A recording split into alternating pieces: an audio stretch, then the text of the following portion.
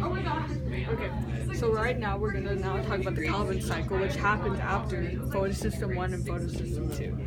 So what happens is the CO2, there's 3 CO2 that are brought in. They then donate their carbon to ribisco, which is a 5-carbon molecule, to create a 6-carbon molecule.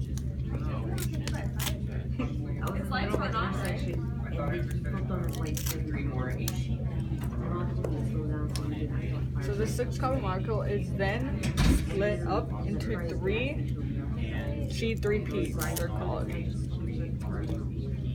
It's always other people. Whenever I drive. So when carbon gives its carbon to when carbon dioxide gives its carbon to ribisco, this is called carbonification. And then it's split up to G3P, and then now we're entering the reduction phase. The reduction phase is then when ATP is then reduced to make 6 ATP, or then reduced to create 6 ADP. So that happens. So now there's 6 of these guys. So we're just gonna a lot of them.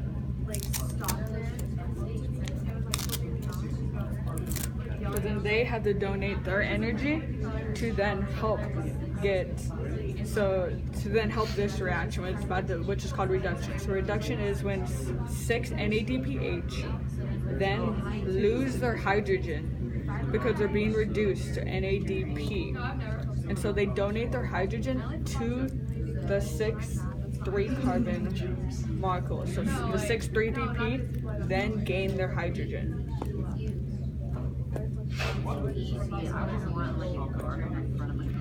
So now, these are called triose phosphates. So one triose phosphate, one of the 6, is then donated to make glucose, and the other 5 triose phosphates are then go into regeneration. What happens in regeneration is ATP is then reduced to create 3 ADP. So now there's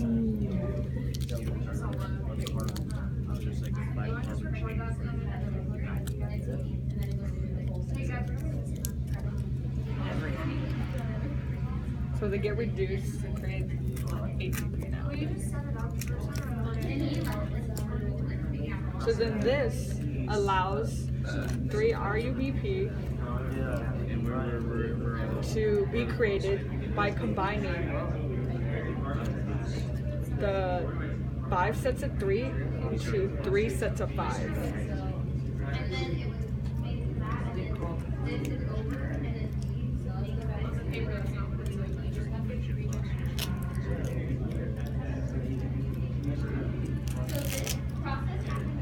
Okay, so now we have RUBP. So, but what first happened with carbon fixation and reduction, this happened 3 times before one turn of the regeneration happened. That is because one CO2, it's 1 turn per CO2. So think of it as 1 CO2 goes in, that's 1. Another CO2 goes in, that's 2, and then another goes in, that's 3. And then regeneration happens for all of those turns. But that's not done because glucose is a 6-carbon molecule. So we need to have this happen again. So that's why the Calvin cycle happens 6 times. So then it happens all over again. And CO2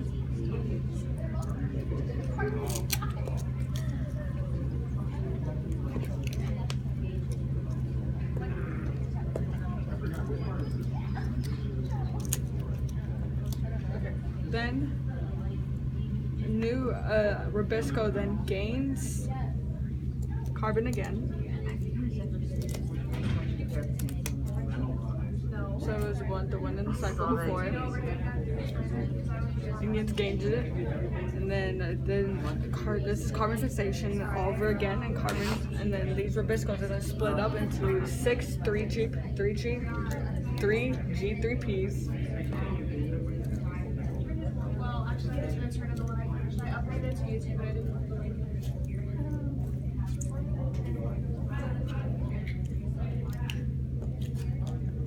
That happens.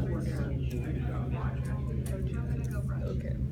So then the reduction happens, so 6 ATPs and it's made into 6 ADP, and then NADPH, 6 of them are then reduced to 6 NADP, and then donate their hydrogen again.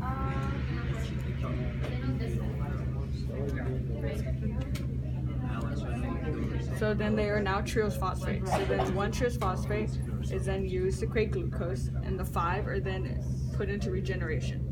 And that's when 3 ATP are then reduced to 3 ADP. And then the 5 3 triose phosphates, the 5 3 carbon molecules are then made into 3 5 carbon molecules. So then that creates one glucose. So this has to happen multiple times, to create multiple glucose. But let's say for 6 NADPH, there's a buildup because more ATP is used. Or let's say there's a buildup of the NADPH. This is called cyclic phosphorylation, which happens if there's a buildup of 6 NADPH. So what happens is in photosystem 2, ATP is created, but in photosystem 1, NADPH is created. So when the electrons go over to photosystem 2, there's a little chlorophyll and then the big reaction center, and the electrons see that they do not have to make the NADPH because of the buildup. They then cycle through back into a protein, and they open that reaction center so the hydrogen could flood through, and this is called kysmosis. And when kysmosis happens, then more ATP is created. If more ATP created, and then the reaction can happen faster and more NADPH are created. So this is then called cyclic phosphorylation if there's a buildup of NADPH.